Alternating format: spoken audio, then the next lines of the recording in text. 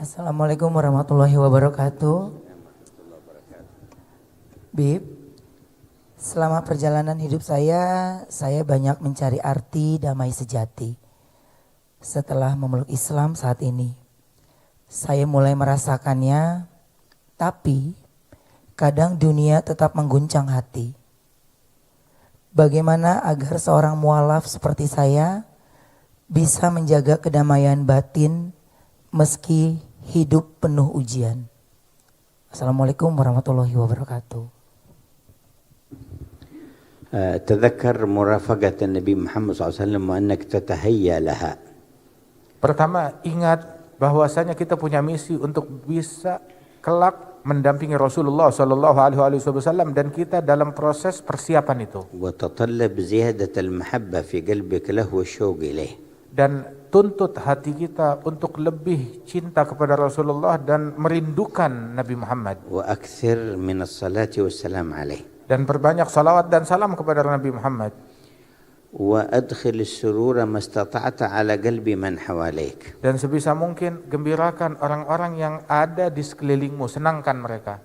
وتذكر عظمة رحمة الله تعالى وأن الشان في لقائه والرجوع إليه.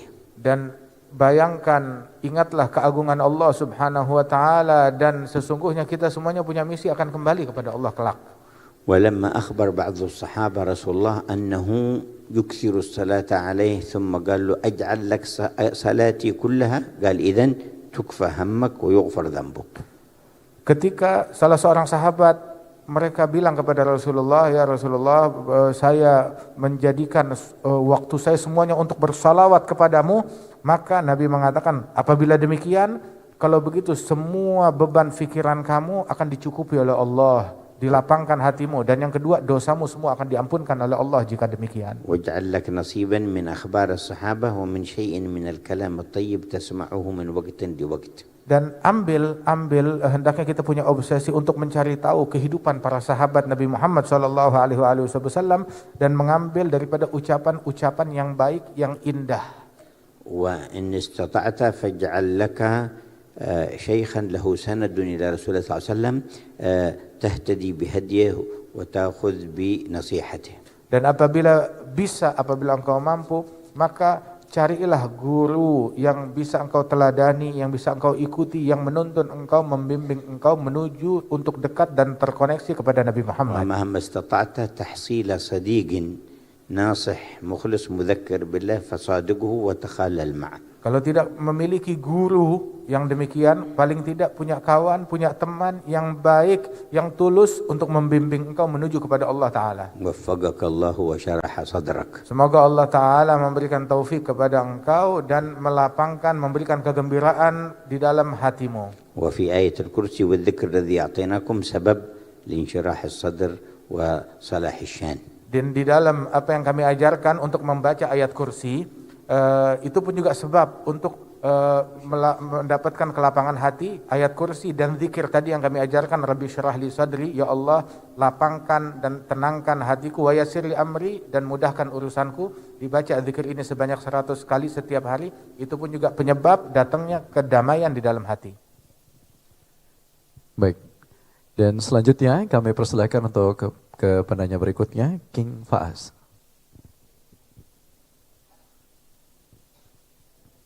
Bismillahirrahmanirrahim. Assalamualaikum warahmatullahi wabarakatuh.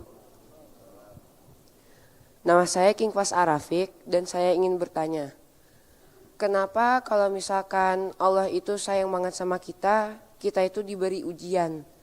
Padahal kalau misalkan kita itu sayang banget sama orang, kita itu ingin melihat dia itu selalu tersenyum, selalu bahagia. Tapi kenapa kalau misalkan Allah itu mendengar tangisan kita, rintihan kita, Allah itu semakin sayang sama kita. Sama satu lagi, saya minta doa juga ya Habib, karena saya sedang menghafal Quran. Terima kasih.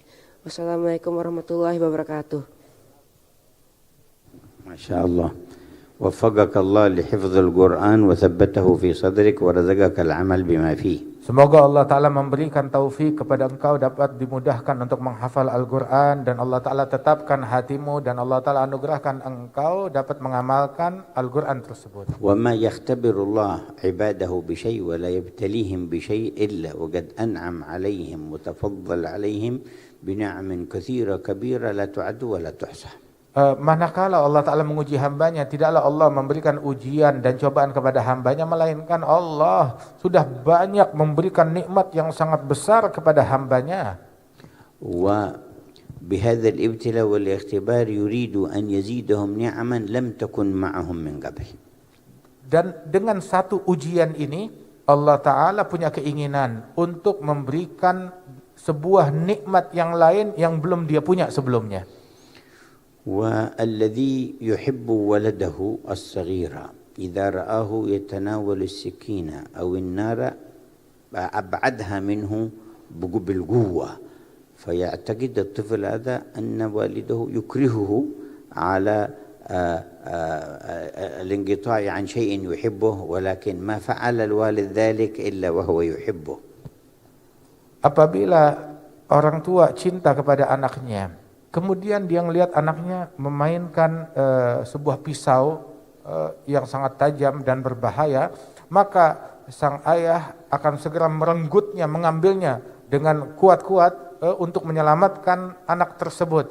Mungkin anak itu akan terpukul batinnya, akan tersinggung dan mengira kalau ayahnya itu marah kepada dia. Akan tetapi tidaklah demikian pada sebenarnya. ولا يتبين طلاب المدرسة الواعي والفاهم منهم والصالح للدرجة من الكسول والذي لم يفهم إلا بالاختبار.